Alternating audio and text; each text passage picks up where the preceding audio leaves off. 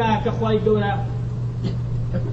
أم هم فساد لم سزياد رسبا حكمتك أويا أمان قرنته ولا ديني خو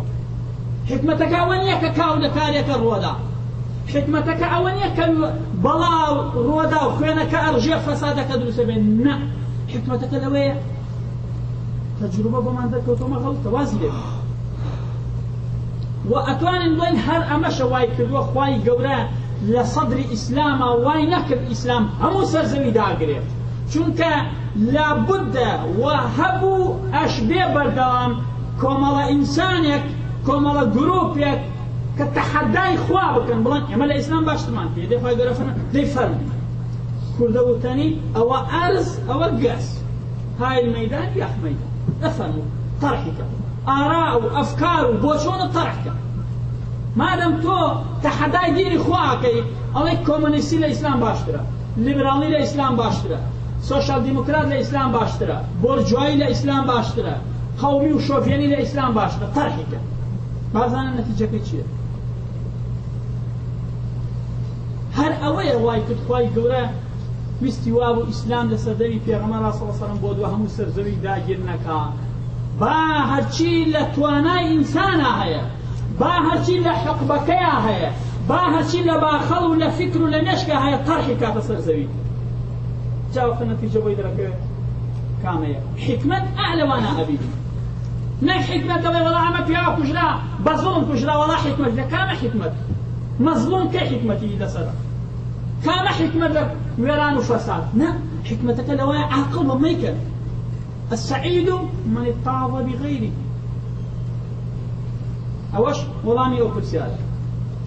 ينسب بسيارة دوهم شون بزانين إيش يا مقدرة يا مقدر ليا والله ما كنت زور بكورتيو بكورتيو يك يما غيب نازاني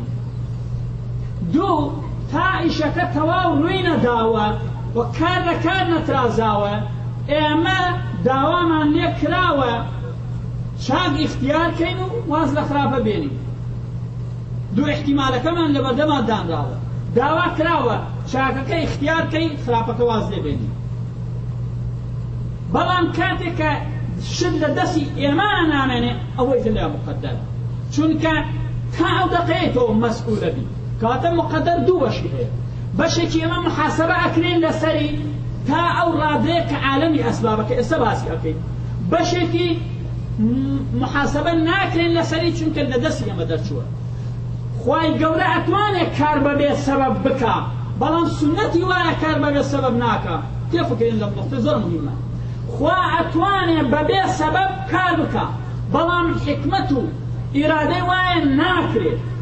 چونك برنامج جان دروز ناكري بو نمون جار من تينوما آوا خوا سببي تير كردني تينيتي آوا جاري دو هم تينوما بخوم تينيتي مشكلة جاري سي هم تينوما نام بخوم تينيتي مشكلة اما كي برنامج مشتكي عشوائية ناكري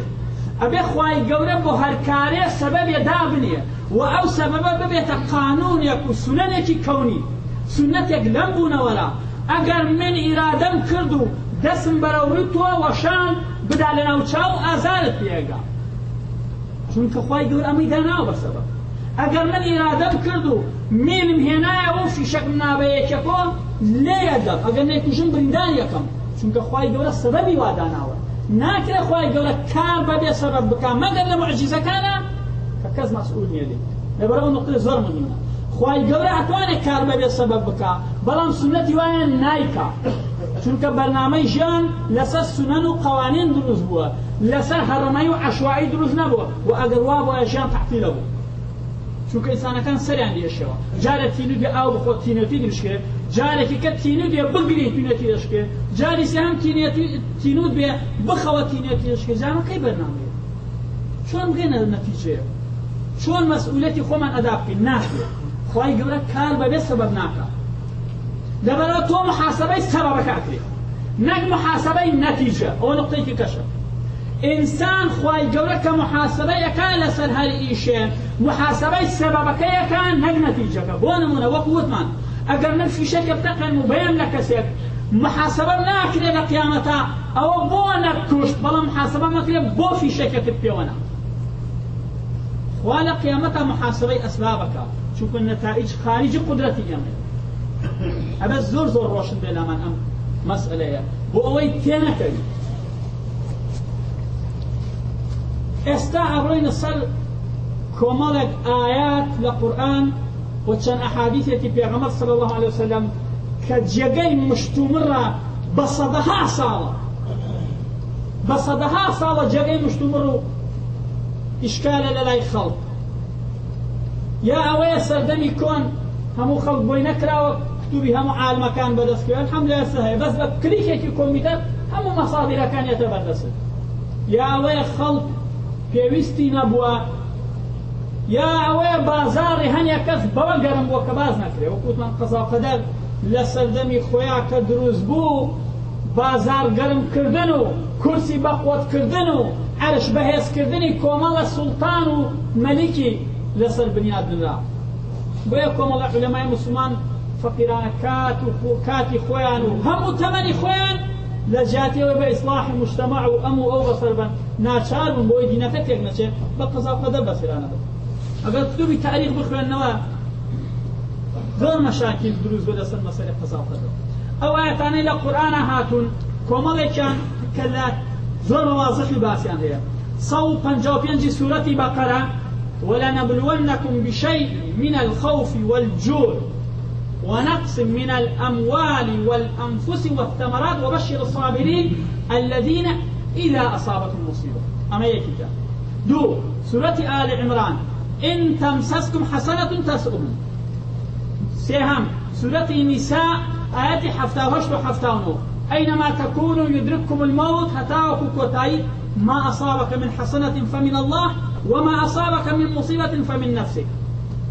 سورة التوبة آية 50 إن تصبك حسنة تسؤهم وإن تصبك سيئة يقول قد أخذنا أمرنا من قبل ويتولوا وهم فرحون. سورة الشورى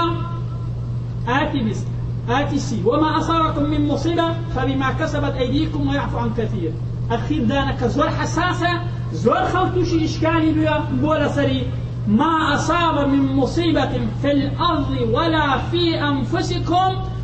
إلا في كتاب من قبل أن نبرأها. ما قولت المشكلة درس كدوة أقل ببي أما ببكيش أو من لدايبون هموش لكان النسراوة شوانا أما حقيقة بلام ثاني شو هنا سلام آياتانا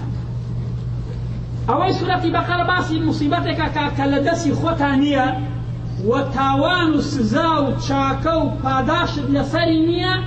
بلام لسر صدرك هي بونا من بابم أمري دايكم أمري كسيكم أمري من لدسي خومانية ما لكم يرجو من لروج قيامتها پاداش مدريته ويا سزا مدري لسروي لسر أو مصيبة الصبر كديانا الذين إذا أصابتهم مصيبة خارج صلاة خونا أما يبدو مصيبة كان دنياي ديني ولنبلونكم بشيء من الخوف شيء الدنياية نافرم بحلال حرام واجب فرض جوع دنياية نقص من الأموال والأنفس والثمرات شيء في زاي دنياية بلان تاشنا صبرك إلى سريان تاشنا توشي قناها بي يا نابي لسريان لصبرك والله مكاهية يا لصبر نكرنك والله مكاهية شون كشتك أخوي فعليجي لصلاتي توي أما يبدو أوي سورتي آل عمران دو صفحة بتمامي جابته مسلمان وكافر جابونته تو هو ربط حالتك خاصة من مسلمان كسيكي كافر قاطن فيك ياخذ من تحملي صبري تحملي قاطئة وكم أو موضوع جابته ما دام مسلمان وكافر ليه جابونته أو موضوعك خاصة ونافر تبابي قضاء وقدر شنو كان مسألة اشتياق كلمة حسنة وسيئة هاتوا هو مسلمان وكافر أوي سورة النساء كهاتوا كاتك واخل ظلم في عمل قول والله هم خطايتوا أم ضد سرينك بتيا بسرمان هاتوا أقول أنا ميدا في عمر ونية وباس يشتكي تازنا كيلنا وقريشا كغريبة عمو شر وتهلدان ودل بدري بوتوش معنا بيت شو كخلق غافل لوي قيمة أم دينة الشيخ يقول فمنا ما دام ويبكيان بلا هر دقيقة قرار وبمرنا أمر ولو كنتم في بروج مشيدة هو تسلم لمد لا قول يقول حضرت علي الجرنوبة كم لو دو رجا من راب كم لمقدري مردنم رجا قرار بمرم يا رجا قرار يا كبمرم أو رجا قرار بمرم خود جد كردنا ناتوان مراكم أو رجا شي كقرار يا بمرم هو نزاني ونفاني بوشي رابكم فاي قالوا لنا سورة النساء باسقي له ودناوته كمسلمان وكافر يجابته ليلة في غمرة